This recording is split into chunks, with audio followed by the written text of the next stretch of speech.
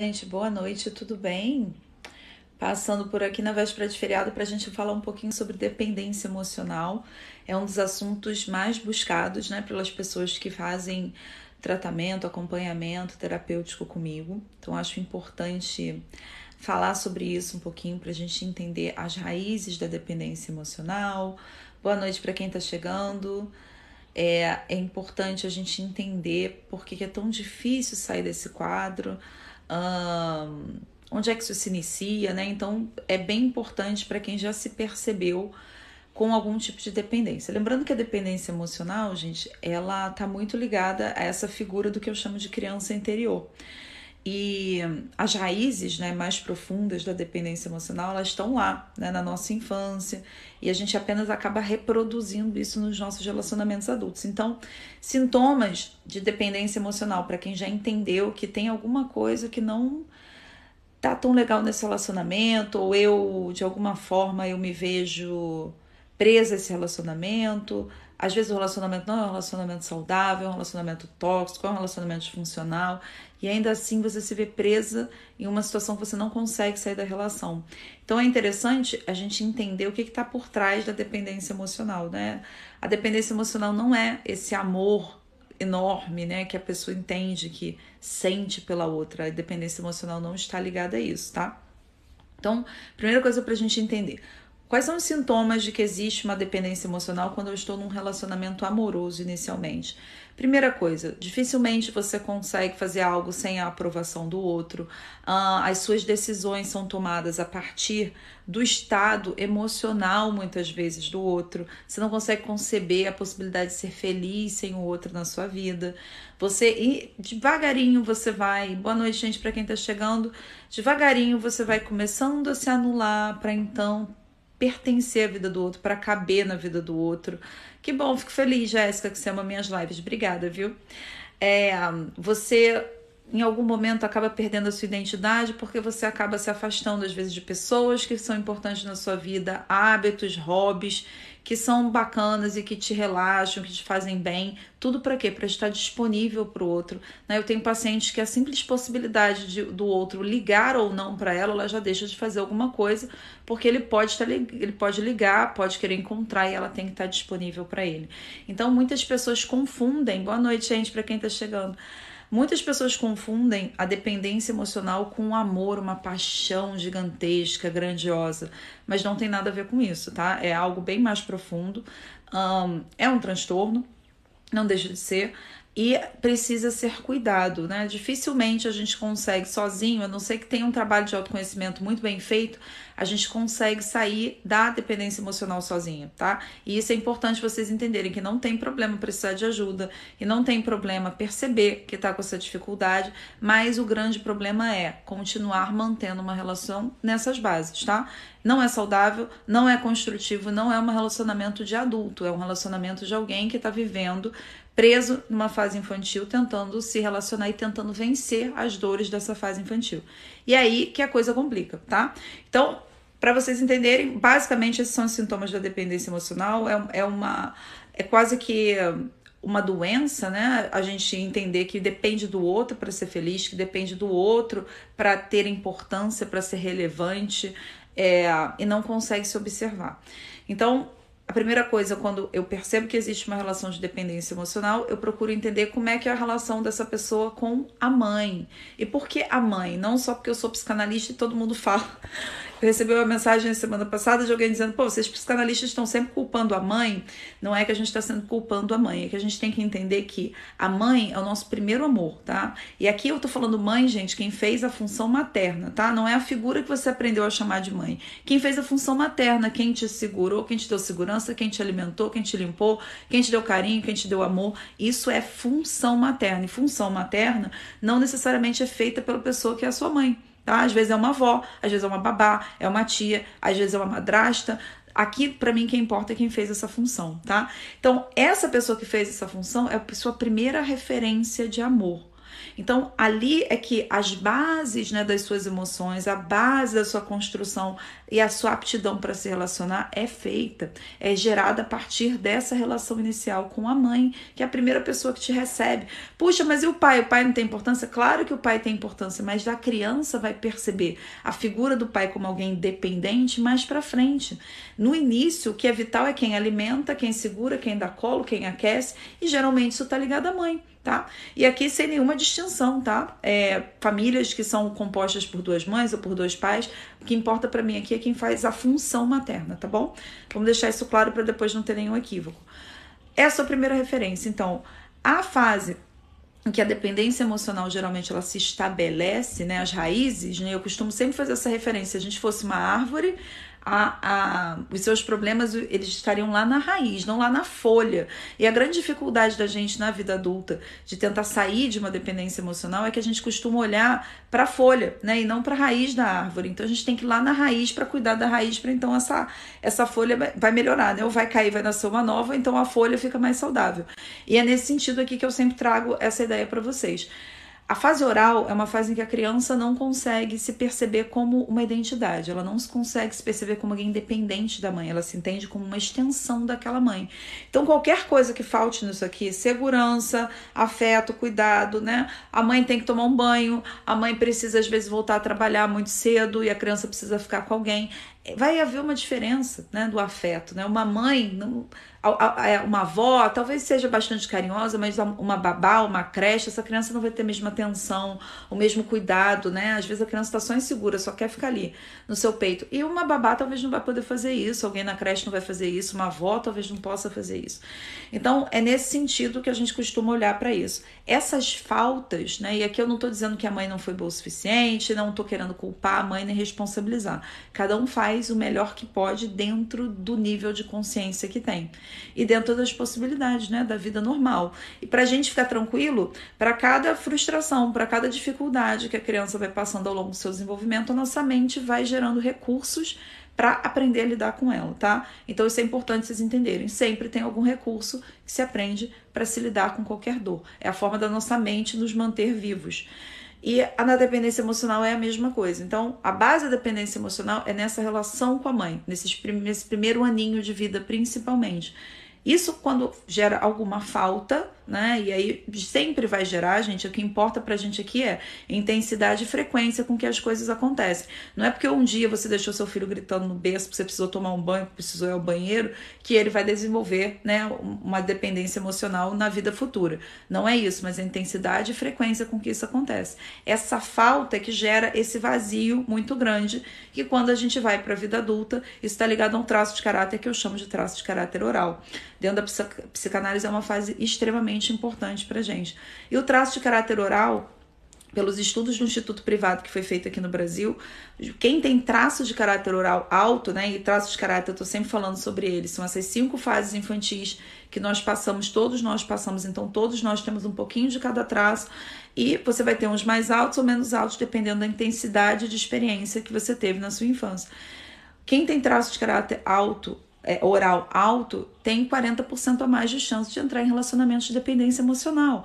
E aí, quando eu olho para o formato do corpo da pessoa, eu já entendo, né? Quando ela começa a me descrever algum tipo de relacionamento, eu já começo a entender o que está por trás disso. E geralmente é essa falta. A gente traz essa falta para a vida adulta e acaba tentando suprir isso nos nossos relacionamentos. E por que sempre dá problema? Por que a coisa sempre fica disfuncional? Ah, não, meu relacionamento não é disfuncional, né? Tem pessoas aí que comentam nos meus vídeos. Meu marido é o pai que eu não tive. Ou o meu marido me trata como criança, mas eu adoro isso. Claro, você está suprindo uma carência infantil. Quem está sendo se beneficiado nesse relacionamento é a sua criança, não a sua versão adulta. E relacionamento de adulto, isso é extremamente disfuncional. Embora pareça bom, né? Ah, parece que alguém está cuidando de você, parece que alguém está ali sempre atento para as suas necessidades.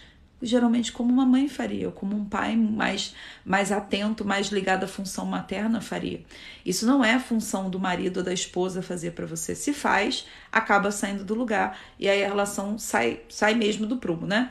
Então, assim, quando a gente olha para alguém que tem traços de caráter oral, a dependência emocional e a necessidade é muito grande, de atenção principalmente. Então, Dentro de uma relação assim, geralmente é alguém que está sempre exigindo muita atenção, está sempre exigindo muito do outro. Dificilmente consegue ficar satisfeito com o que o outro tem para oferecer, né? Acha que o outro não dá valor suficiente, que não reconhece as necessidades, que não liga para os seus sentimentos. E tudo isso é importante numa relação adulta, gente. O que a gente tem que entender é se essas necessidades que você está tentando suprir são da sua fase, da sua versão adulta ou da sua dimensão infantil, né? Claro que num relacionamento a gente precisa ser valorizado, precisa reconhecer nossas necessidades, a gente precisa de atenção, senão não faz sentido estar numa relação, mas existe um limite, né? O adulto, ele não depende disso para ficar bem, para ficar feliz. Se o seu estado emocional varia de acordo com a forma como o seu parceiro te trata ou com o nível de atenção que ele pode te dar, tem alguma coisa fora do lugar aí. E precisa olhar para isso com carinho, porque não adianta trocar de parceiro. Ah, o outro que não valia nada, ou a outra que não era bacana o suficiente, ela que não prestou atenção, ela que não deu bola de quanto eu era, eu valia a pena, não me valorizou. Às vezes não é isso, porque às vezes o nível de atenção que você está exigindo é quase patológica, né? Em alguns casos é patológica, e em alguns casos é essa questão da criança que está ali tentando reviver seus traumas infantis para vencer esse processo. E por isso que a relação não funciona, fica pesada, né? Fica desgastante. Alguém está sempre exigindo atenção. Por que não atendeu a ligação? Mandei mensagem, não respondeu. Por que você não sei o que e tal? E isso vai ficando pesado, né? E para quem tá o mais saudável é que acaba indo embora. A gente acha que não, que é porque não me valorizou, porque não, às vezes o mais saudável é que vai embora. E você vai tentar se ligar a alguém que de certa forma vai se alimentar desse lado doente, né? Com o lado doente da outra pessoa, e vocês dois vão entrar numa relação que com certeza vai ser disfuncional, né? E aí às vezes a gente fala, nossa, mas agora encontrou, é um relacionamento perfeito, eles vivem um pro outro. Gente, viver um pro outro não é saudável, não num relacionamento adulto, é um relacionamento simbiótico, em que você só consegue ver o outro, né? E o mundo para o mundo à sua volta, ele deixa de existir praticamente. Isso não é saudável. Se você não cuida da sua individualidade, o outro cuida da individualidade dele, vocês dois como casal têm planos, metas, enfim, sonhos em comum de vocês, fora isso aqui, isso não é saudável, tá? O que seria isso? Você está descrevendo tudo. Ah, sim. Tô falando bastante sintoma, né, para as pessoas irem percebendo aí se existe em algum nível, né, você consegue se identificar com isso. Então quer dizer que eu tenho uma ou duas coisinhas disso tudo que você falou, quer dizer que eu sou um dependente emocional? Possivelmente, tá? Possivelmente. E a gente tem que lembrar que para existir um dependente, existe um codependente. Então você se identificou como um dependente emocional, você percebe que o nível de atenção que você precisa das pessoas, e aqui, gente, não necessariamente só em relacionamento amoroso, tá? Às vezes dos amigos, às vezes até do trabalho, o nível de atenção e tudo você se sente excluído, tudo você sente que não te valorizaram, que não reconheceram, enfim, que você não foi visto, que não cuidaram, né, das suas necessidades. Olha para isso, porque isso é sinais de que a sua criança está em sofrimento, tá? O mundo não está à nossa volta. Quem acha que é o centro das atenções é criança. A gente não, né? Adulto já entende que, peraí, o mundo não gira ao meu redor, adultos saudáveis, né? O mundo não gira ao meu redor. Eu tenho, né, tarefas a fazer, eu tenho obrigações, como todo mundo tem, eu tenho responsabilidades, eu tenho também deveres, enfim, e tenho, né, prazeres, né, coisas que eu determino e adiciono na minha vida. O nível, né, de funcionalidade é que a gente vai entender se isso aqui está te fazendo bem ou não, né? Todo mundo vai sempre ter um lado infantil. Isso não adianta a gente lutar contra isso. A gente sempre vai projetar nos nossos relacionamentos as faltas que houveram na nossa infância. Isso aí também não tem como a gente lutar, porque é um processo muito inconsciente, né? E para quem não tem uma noção muito grande de consciente e inconsciente, o nosso inconsciente ele governa cerca de 90 a 95% das nossas ações. Os cientistas nem conseguiram estabelecer ainda para a gente entender como isso é forte. E onde é que o inconsciente busca referência para saber o que é bom ou não para a gente? Primeiro, entender quais foram as experiências que a gente teve e que ele conseguiu arrumar estratégias e possibilidades de nos manter vivo. O grande objetivo da nossa mente, do nosso cérebro, é nos manter vivos. Então ele vai buscar sempre se associar e vai buscar por experiências em que isso foi feito de uma forma razoavelmente rápida e prática, sem gastar muita energia. A nossa mente, o nosso cérebro não gosta de gastar muita energia, ele vai sempre procurar pelo que é confortável. E nem sempre o que é confortável é o que é bom para você. Porque o cérebro, ele ele é contra qualquer mudança, né? Ele trabalha para evitar qualquer mudança brusca. Por quê? Porque ele vai despender mais energia e ele não sabe o que vai acontecer. Ele luta contra o desconhecido. Então ele prefere ficar num confortável ruim, que ele já sabe como lidar com aquilo, do que implantar alguma mudança nova. Então, às vezes eu tô numa relação de dependência emocional e tô percebendo que eu não consigo sair, eu não tô feliz, eu não tenho mais prazer em me arrumar para sair com aquela pessoa. Quando eu penso em encontrar com ela, eu falo, eu tenho que ir lá encontrar fulano. Não tô bem, não tá, a gente não tá feliz junto, eu vejo que o outro também não tá, mas a gente ou não tem coragem de abordar esse assunto e terminar, ou a gente já tentou terminar e não consegue, acaba voltando. O que acontece aqui? Tem muito disso, tá? Dessa questão da sua mente trabalhar contra qualquer mudança brusca. Então eu vou ficar num confortável ruim, que eu já sei o que esperar disso aqui, do que entrar num ciclo de mudança que eu não sei o que esperar, né? E o desconhecido pro cérebro é muito complicado. Então ele mesmo sabota, né? Cria alguns mecanismos aqui que a gente acaba sabotando essas mudanças que podem trazer uma vida muito diferente pra gente, ou precisa de muito planejamento para que isso aconteça, para se sentir segura, né? Porque o medo é também um fator muito importante nisso tudo. Então, se você percebeu que tá nisso, procura ajuda, não tem vergonha nenhuma nisso, né? Algumas pessoas me perguntam, ainda hoje, né? Eu sou da época em que as pessoas diziam que quem procurava psicólogo, quem procurava psicanalista, quem procurava ajuda, é porque era maluco, tinha problema, né? Hoje a gente já conseguiu muito desfazer essa impressão equivocada, mas ainda tem muita gente que pensa dessa forma, se eu procurar ajuda, porque eu tenho um problema muito grande. Não, a grande dificuldade é que você vai precisar olhar para isso. E para sair dessa dor, porque é uma dor, talvez você não sinta anos meio anestesiado, porque já se acostumou a viver dependendo de alguém, da opinião do outro, ou do outro resolver tudo para você, né? E de certa forma fica confortável, e aí você escolhe viver assim, mas vamos né? Coragem, né? Traz essa coragem aí que com certeza você tem em algum cantinho de você para começar a implantar essas mudanças, porque a dependência emocional ela não vai afetar só a área de relacionamento, ela vai afetar até a sua saúde física, tá? Os dependentes emocionais, eles têm uma grande dificuldade de lidar com essa quantidade toda de emoção. Por isso que deposita no outro essa expectativa de que o outro vai suprir essa carência, essa dor, enfim, a sensação de abandono, o vazio que nada preenche. Quando o outro não preenche, geralmente acaba indo para comida, né? Então, é muito comum, os traços de caráter oral já é um traço caracterizado por pessoas que são gordinhas, então isso vai afetar a sua saúde em algum momento, né? Eu tenho pacientes aqui que chegaram aqui com mais de 100 quilos e perderam mais de 20 quilos depois de 3 sessões. O que a gente fez de diferente aqui? Primeiro, numa delas, curou a dependência emocional que tinha com relação à mãe, né? Ela não conseguia, não era relacionamento amoroso, mas era uma dependência emocional da mãe que ela não conseguia nem sair de casa.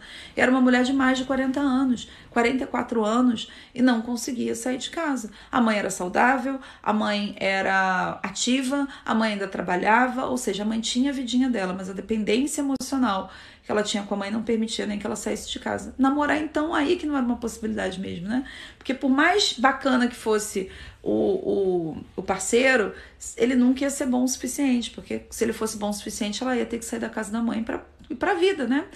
Casar, ou namorar, ou morar sozinha e encontrar, enfim, ela ia precisar fazer algum movimento. E mais uma vez, essa mente dela foi lá e trabalhou para ela continuar naquele conforto que era morar com a mãe. E aí a história que ela contava para ela era que a mãe precisava dela, que ela queria aproveitar a mãe enquanto a mãe ainda estava ali. Adulto carrega o amor da mãe dentro, né? Eu sou uma pessoa que morei fora 10 anos, estou aqui no Brasil agora esperando ainda decidir para onde eu vou, né? Eu não me acostumo mais a morar aqui, sou super apegada à minha mãe, mas eu consigo ir para a vida, né? E eventualmente tô em contato, tô sempre falando, eu não preciso estar do lado dela para carregar o meu amor por ela. Adulto consegue fazer essa referência, né? Não importa onde eu tô, eu sigo com amor, com as coisas que eu aprendi, com a mãe ou com o pai, tá? Não tem dependência emocional só da mãe. Geralmente a tendência maior é que ocorra com a mãe, mas tem dependência emocional do pai também, né? Traço de caráter rígido é alguém que, dependendo do nível de rigidez, né, que é o último traço a ser formado, também tem uma dependência emocional grande com o pai, né, a figura paterna. Então, voltando aqui, como é que a gente faz, então, para entender onde é que estão as raízes dessa dependência emocional? Olha para sua relação com a sua mãe. Ah, eu sou muito apegada à minha mãe, a gente é muito amiga, a gente é muito próxima, a gente tá sempre junto. Obrigada pelos likes, tá, gente? Boa noite pra quem tá chegando também. A gente é muito próxima, a gente tem uma relação fantástica, que bacana. Então vamos preservar essa relação com a sua mãe. Mas a gente precisa criar estratégias. E pra quem faz tratamento comigo, eu sou alguém que eu sou focada na execução, talvez porque eu tenho um traço de caráter rígido muito alto. Então eu sou focada em criar estratégias pra gente devagarinho ir tirando você desse lugar, né? Falar sobre não é resolver, não adianta a gente ficar falando sobre, olha, eu percebi que eu tenho dependência emocional, o que a gente vai fazer com isso, né? Você quer sair disso ou não? Essa é a grande questão, porque às vezes tá tão bom, tá tão confortável, que tem gente que escolhe não sair. A única dificuldade é que agora você tá consciente, né? Então agora você já sabe que tem alguma coisa aí que tá amarrando você no seu passado, né? Quando a gente olha para a vida, para o futuro, a ideia é a gente ir para a vida, a gente se relacionar, a gente construir a nossa própria família. A mãe sempre vai fazer parte da gente, a gente é 50% dela, o pai também. Mas a gente tem que entender que para caminhar para a vida, que para a família continue, né, para que haja um legado, para que haja uma ancestralidade, a gente tem que estar apto a ir para a vida, né? Então, se eu me recuso e fico presa no meu passado, eu com certeza ainda estou revivendo essa fase infantil, né? Então, essa oralidade, essa fase oral, eu não consegui sair dela, né? E ela está muito ligada a essa questão da comida, aos excessos, a tentar suprir, né? Sempre um vazio, que parece que não foi suficiente. E aí, quando a gente entende isso, a gente vai começar a criar estratégias, então, para sair dessa dependência emocional. Seja ela num relacionamento amoroso, seja ela dos amigos, do pessoal do trabalho, seja ela dos seus pais. A mais difícil de todas elas é desvincular dos pais, por incrível que pareça, né? Porque é uma relação que você teve a vida inteira. Boa noite para quem tá chegando. Obrigada pelos likes, viu, gente? Então, a importância disso, gente, é a gente conseguir ficar saudável como adulto para, se a gente decidir construir uma família e ter filhos, a gente possa ser uma mãe melhor, um pai melhor, né, mais emocionalmente saudável do que os nossos foram e do que a gente também foi, né? Então, é conseguir perpetuar algo positivo na família, ser educado emocionalmente. Para isso a gente tem que aprender a lidar com frustração. Então, essa ligação de dependência emocional dos pais, ela está muito ligada a não conseguir lidar com frustração. Porque a gente não foi educado emocionalmente, nem os nossos pais foram, nem os nossos avós foram, e talvez a nossa geração agora, eu que estou com 40 anos, já tem uma noção maior, porque a gente tem acesso a muita informação, e a ideia é não ficar só com informação, transformar isso em conhecimento para saber como usar na vida, né? De informação para conhecimento tem uma diferença muito grande. É importante também a gente olhar para isso. Para então, as próximas gerações vão ser mais saudáveis, eu entendo que sim. O dependente emocional dificilmente consegue lidar com a frustração. Ele entra muito facilmente no estado de vitimismo, né? Então ele chora, ele se vitimiza, ele faz um drama danado, e eu não estou invalidando, desconsiderando o que a pessoa está sentindo, mas eu quero que você atente para que isso não são sentimentos de um adulto. Isso são sentimentos de uma criança, tá? E é importante a gente fazer essa separação, porque durante um tratamento comigo, por exemplo, a gente precisa desassociar o seu adulto da sua criança, senão a gente não consegue. Então, o que a gente faz a gente está negociando entre partes da sua mente, tá? Isso é importante, eu ensino a fazer essa negociação. É como se a nossa personalidade ela é formada por várias subpersonalidades, a gente precisa negociar entre elas, para que então você consiga caminhar de forma mais saudável. Então, quando você percebe isso, como é que eu lido com as minhas emoções? O que eu faço quando eu tô ansiosa? O que eu faço quando eu fico frustrada? Como é que eu lido com a raiva? Como é que eu lido com o medo? Como é que eu lido com emoções que não são tão positivas? Eu procuro alguém para me salvar? Eu dou conta? Me resolvo emocionalmente aqui? Entendo que isso faz parte da vida, que eu me frustrei, eu tenho direito de ficar triste, chateada, mas eu vou levantar e vou fazer o que precisa ser feito para corrigir o problema ou para encontrar uma solução para alguma coisa. Como é que eu me comporto diante de tudo isso? É assim que a gente já começa a perceber os sinais, né? E essas situações que me colocam nesse estado emocional negativo, elas acontecem com que frequência na minha vida? E isso também é muito importante você validar. Porque, gente, a nossa mente, como ela trabalha por associação e ela busca sempre por experiências que você já esteja acostumado e já tenha vivido algumas vezes, ela tende a te botar num padrão. né? Então, olhe os padrões da sua vida. Como é que são seus relacionamentos? Sempre foram relacionamentos em que havia dependência emocional no meio? Isso já é um indicativo para você entender, caramba, então eu tenho essa questão da dependência emocional, vou precisar olhar para isso, né, para conseguir ir para a vida adulta de forma mais saudável. Quais são os padrões que existem aí nas suas relações? Né? Olha para isso, porque geralmente a gente tende a procurar reviver sempre a mesma história. Com que objetivo? De forma inconsciente, a gente está tentando vencer o trauma. Então, se eu sentir que faltou amor, faltou acolhimento, faltou cuidado, faltou atenção, faltou eu senti que eu fui visto, né, que eu tinha importância, que eu fazia diferença, que eu era ouvido, né, que as pessoas se importavam com o que eu estava sentindo. E a gente está falando de uma criança, né, uma criança que tem cerca de 2 aninhos, ela não tem recurso emocional para conseguir lidar com tudo isso. Então, um pouco recurso emocional que ela tem é chorar. Né, chorar, fazer malcriação às vezes, né, enfim, mostrar a insatisfação dela da forma que dá. Né, e muitas vezes a gente encara isso como uma criança está me desafiando. Eu tenho uma paciente que falava para mim, minha filha, ela fica me desafiando. Eu falei, uma criança de 2 anos, ela não tem essa consciência para querer te desafiar, ela quer a mãe dela, é só isso. Ela não quer ir para a escolinha porque ela quer te desafiar, ela não quer ir para a escolinha porque ela quer ficar com você.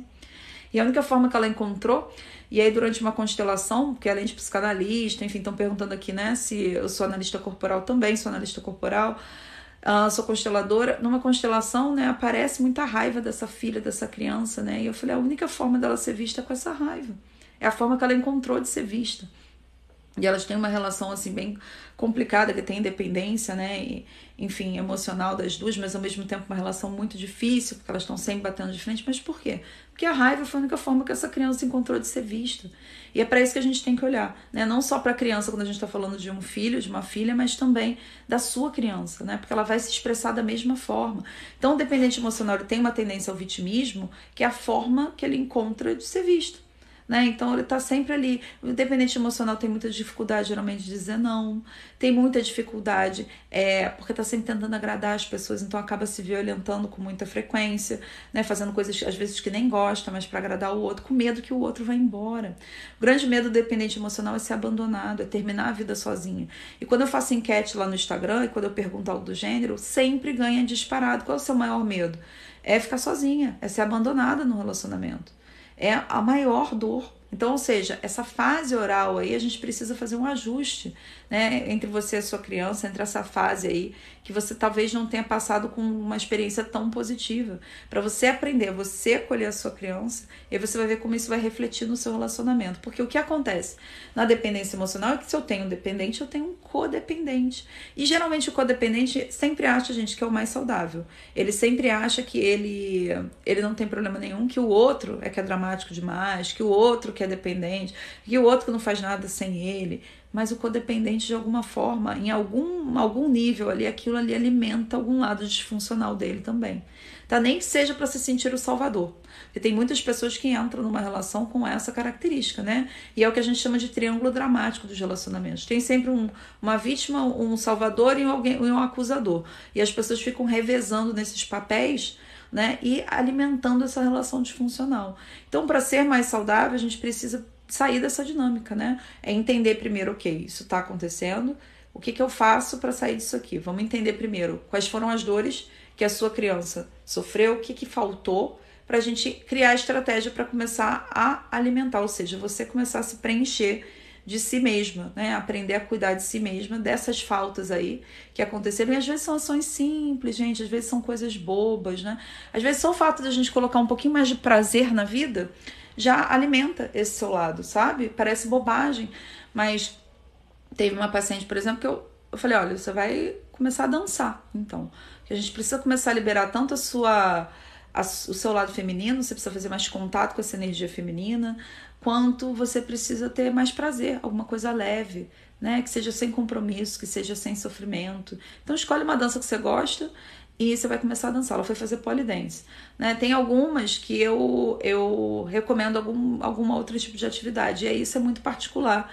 Vai muito dos traços de caráter da pessoa, que é algo que eu levo muito em consideração na hora de estabelecer, né, algumas ações aqui dentro do tratamento. Deixa eu ver, tinha outra pergunta aqui. Boa noite, Cristiane. Deixa eu ver. E ele acha que só quero namorar ele. só quero namorar com ele. Eu não entendi, Gigi, né? Eu não entendi do que você tá falando. Se você ainda estiver por aí e quiser escrever aqui de novo pra mim, que eu não entendi. Ele achar que você só quer namorar ele, ele acha então que você é dependente emocional. Não entendi muito bem o que você quis dizer aqui. Se quiser escrever aqui, eu dou uma olhadinha pra você, o que pode ser isso. Eu tava aqui com outra coisa pensando, parei pra ler aqui as perguntas, me esqueci o que eu ia comentar sobre a dependência emocional. Então vamos lá, gente, os ganhos que a gente tem com isso, né? Na psicologia, pra quem quiser pesquisar, isso se chama ganho secundário. Isso significa dizer que para toda ação, para toda situação que a gente se envolve na vida, de forma inconsciente geralmente, e mesmo sendo uma situação ruim, mesmo sendo um relacionamento desagradável, pode ser um relacionamento tóxico, abusivo, tem algum ganho. Aí você vai falar, não, mas isso é impossível, eu não tenho nenhum ganho estando num relacionamento ruim, estando numa relação de dependência emocional, enfim, eu não tenho ganho nenhum nisso.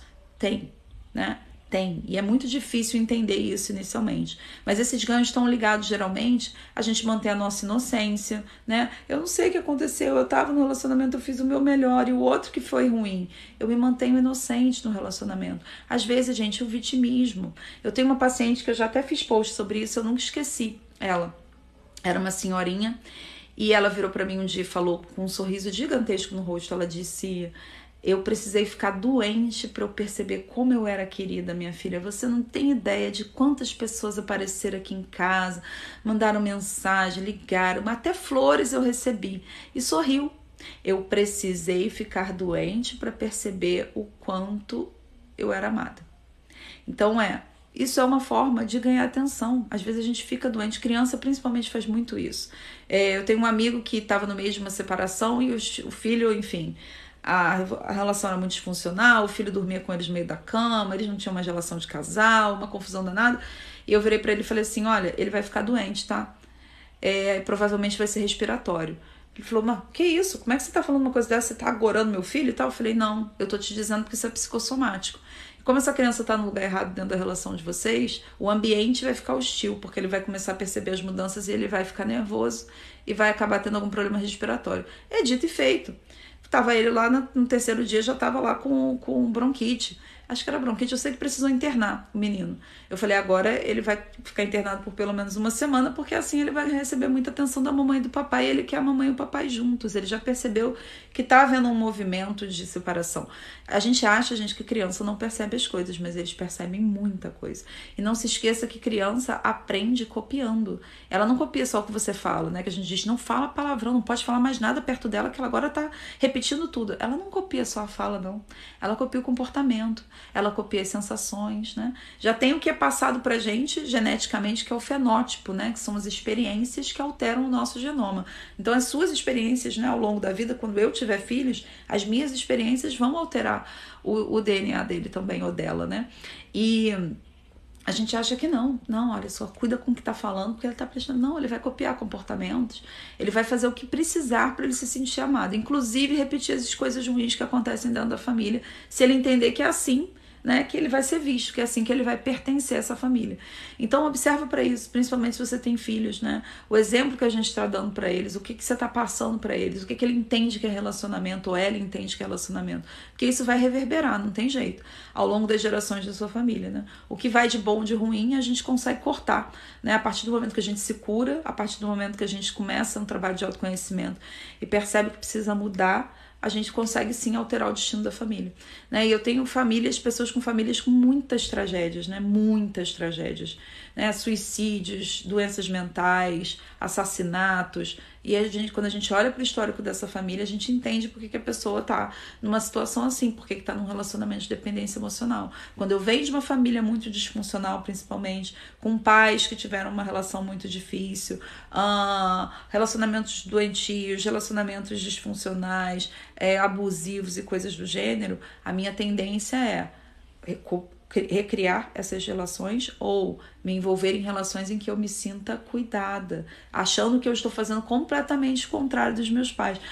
Não, meu relacionamento, meus pais tiveram um relacionamento horrível, mas os meus não, são muito bons. Meu relacionamento é muito bom. Meu marido cuida muito de mim, ou minha esposa cuida muito de mim, como uma mãe faria, como um pai faria. E aí eu saio do lugar. E onde é que está o problema em sair do lugar? O problema está no fato de que quando eu saio do lugar, eu não estou mais num relacionamento adulto. Alguém está fazendo o papel de mãe ou de pai e alguém está fazendo o papel de filha ou de filho. E aí, gente, as necessidades que vocês estão tentando suprir na relação passam a ser da criança e a dependência emocional aumenta. E aí tem pessoas que, eu tenho pacientes, por exemplo, que não saem de casa se não for com o marido ou com a esposa. Olha o nível que chega, né? Então é diagnosticado como síndrome de pânico, mas se o meu marido tiver, eu saio de casa. Então, mas que síndrome de pânico selecionada é essa? Síndrome do pânico é síndrome do pânico, né? Eu não consigo fazer determinadas coisas porque o meu sistema nervoso está em hipertonia. Eu estou sempre com a sensação de que vai acontecer algo ruim. Então, eu tenho pânico de tudo. Mas se o meu... mas é porque o meu marido me dá segurança. Quem é que dá segurança no início para um bebê? Né? Geralmente uma mãe, ou quem fez a função materna. Então, quando a gente olha para a história adulta, não adianta. Eu mesma, antes de ser psicanalista, eu tinha uma luta muito grande com isso, que eu falava, cara, mas tudo é a mãe, tudo tem que olhar para a infância, tudo é a infância. Mas gente, porque se a gente fosse um computador, a nossa infância seria o HD. Foram ali as nossas primeiras experiências, foram ali os primeiros contatos, os primeiros relacionamentos que a gente teve. Então, as referências que a gente carrega vêm daí.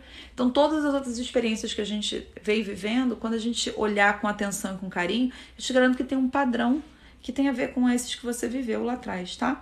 Então, eu hoje não queria demorar muito, até porque é véspera de feriado, né? A maioria ou vai se divertir ou vai aproveitar para descansar. Amanhã eu volto, talvez eu fale sobre ansiedade, eu vou ver aqui o que eu vou fazer, tô pensando ainda, mas eu queria falar um pouquinho sobre isso, porque eu vou trazer esse assunto em breve nos aulões que a gente vai fazer da chave mestra do relacionamento, que vão acontecer lá no Instagram. Eu vou rever a data ainda, até o final da semana eu consigo ver isso. Vão ser 4 aulas bem bacanas e bem profundas pra gente falar da chave mestra do relacionamento saudável. E eu aconselho todo mundo, quem tá ou não num relacionamento, essas aulas vão servir pra todo mundo. Tanto pra quem é solteira e quer entender, caramba, como é que eu faço pra encontrar alguém legal? Eu não quero mais ter um relacionamento, sei lá, que não funcione, um relacionamento tóxico, um relacionamento abusivo, ou um relacionamento que eu só tô num relacionamento pra não estar sozinha. Ou já estou num relacionamento, ele é bom, eu quero melhorá-lo. Legal, vamos olhar pra isso, vamos entender como é que a gente pode melhorar a relação. Ou eu tô num relacionamento ruim, não sei como sair. A gente vai falar sobre isso também, tá? Vão ser 4 dias seguidos e vai ser bem interessante. Talvez eu dê aula até com quadro e tudo para ajudar vocês a entender melhor essas dinâmicas aqui ocultas, as dinâmicas inconscientes, tá? A gente tem sempre que entender primeiro quem foi que colocou você nesse relacionamento, seu adulto ou sua criança. Se tem dependência emocional, gente, quem entrou nesse relacionamento foi a sua criança interior, não foi a sua versão adulta. Você não escolheria alguém para representar de forma inconsciente ou fazer o que a sua mãe ou seu pai não fizeram por você. A gente, quando adulto, entende que a gente é que vai fazer esse papel para nossa criança, né? Ou seja, eu vou negociar aqui com as minhas subpersonalidades o que eu preciso para suprir o que faltou. E quando eu entro num relacionamento é para transbordar, né? Não para suprir esse tipo de dor. Eu vou querer ser cuidada, eu vou querer ter carinho, eu vou querer tudo isso, mas como uma mulher ou como um homem, né? Então, a gente precisa entender a diferença sobre isso e essas 4 aulas com certeza vão ajudar. Para quem já entendeu que tem essa questão da dependência emocional na vida, percebe a dificuldade de dizer não, percebe que não consegue, se entra num relacionamento, esquece os amigos, eu não consigo ver mais nada porque eu tô focada ali em fazer aquela pessoa me amar, aquela pessoa ficar, enfim, tá determinando que, entende que esse relacionamento vai determinar o seu futuro como um todo, olha para isso com carinho, tem coisas para você olhar, tem coisas para você rever, comportamentos, né? Então, com certeza, as suas emoções elas estão um pouquinho fora do lugar e você deve estar fora do lugar no relacionamento. E a gente tem ferramentas, né, para conseguir fazer com que a coisa volte pro trilho. Uma delas é a análise corporal, primeiro para a gente entender onde é que essas dores nasceram. E geralmente quem faz análise corporal comigo, eu sempre falo aqui, né, quem tem interesse em entender esse trabalho, é só ir lá na minha página www.corporevela.com. Lá tem uma série de depoimentos, tanto escritos quanto vídeos, né, de pessoas que passaram pela análise corporal, pelo tratamento terapêutico, que entenderam onde é que estava pegando, né, o que precisava cuidar para a vida melhorar. E aí a gente acha que a dependência emocional ela vai afetar só nossos relacionamentos, mas afeta a forma como a gente ganha dinheiro, afeta a nossa saúde, tá, gente? Porque dependendo do que a gente ganha estando nessa relação, vale mais a pena não ganhar dinheiro, não dar certo na carreira, para ser cuidado por alguém. Isso é só um exemplo, né? Ou A forma de ser vista é quando eu fico doente, então eu desenvolvo alguma doença que eu preciso ser cuidado o tempo inteiro. A nossa mente cria padrões muito curiosos, né, e muito fortes, doenças sérias, câncer e coisa do gênero. Tudo tem um gatilho emocional, por mais que seja algo hereditário. Isso é o que a gente chama de expressão gênica, eu já falei disso aqui outras vezes, né? Então eu tenho um gene, de repente na minha família todo mundo teve um determinado câncer, eu tenho esse gene. Não é porque você tem um gene que isso é uma sentença, as pessoas confundem isso. Precisa de alguma coisa para ligar esse gene. É como se alguém fosse lá no interruptor e apertasse ele. Geralmente o que é? A emoção, o emocional que está fora do lugar. Ou que você vai ganhar ficando doente, vale mais a pena que esse gene se expresse do que não. Né? Então isso é psicossomática, que é algo que eu trabalho também. E tenho alguns pacientes, no momento não tanto de psicossomática, mas que tem doenças que ninguém consegue encontrar a raiz, que não tem função, que ninguém sabe por quê, e já está há anos e é muita dor, e sempre com muita dor, sempre com algo muito fora do lugar. Então, quando a gente olha para isso, tem sempre a criança interior envolvida nisso, tem sempre algum ganho nisso, receber atenção, ser inocente, né? Deixar, foi a vida que me trouxe para essa situação, ou ser vítima, né? Então a gente tem que olhar para isso para conseguir tirar você dessa dor. E aí é com muito exercício em casa, enfim. A gente vai criando o que a gente chama de uma nova trilha neural, né? A gente está falando de circuitos cerebrais, a nossa mente se acostuma a viver de determinada forma e a nossa amígdala cerebral acaba sendo sequestrada e não consegue sair desse padrão, né? Então, para isso, a gente precisa ir trabalhando em vários aspectos, não só conversando, né, terapeuticamente, colocando algumas ações, mas também fazendo exercícios que a gente possa ressignificar algumas partes da sua história para que a gente consiga sair desse padrão. Então, vou ficar por aqui hoje, vou fazer uma live mais curtinha, amanhã eu volto. Excelente feriado para vocês amanhã, e amanhã a gente bate mais um papinho, tá bom? Boa noite, gente.